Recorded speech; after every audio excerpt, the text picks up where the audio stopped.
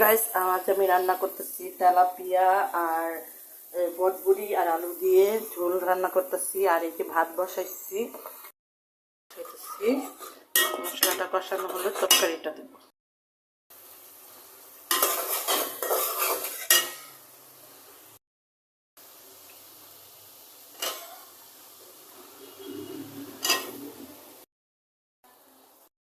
কষায় নিলাম, আলুটা কষায় নিলাম। এখন বটবুড়িটা ছেড়ে দেবো। আপনারা দেখেন, আমার যদি রান্না ইয়ে হয় বলবেন।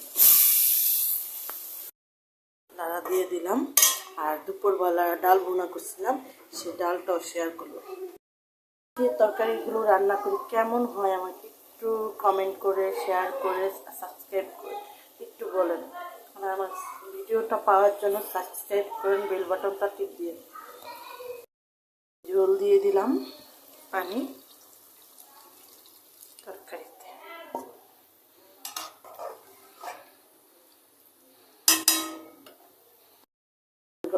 ডাল গরম হয়ে গেছে, চুলাটা নিভিয়ে দেব। এই চুলাটা নিয়ে আসলাম, এই যে নিভিয়ে দিলাম আগুনটা, এই চুলা নিয়ে আসলাম। বলক হয়ে পড়ছে, এখন আমি মাছটা ছেড়ে দিলাম।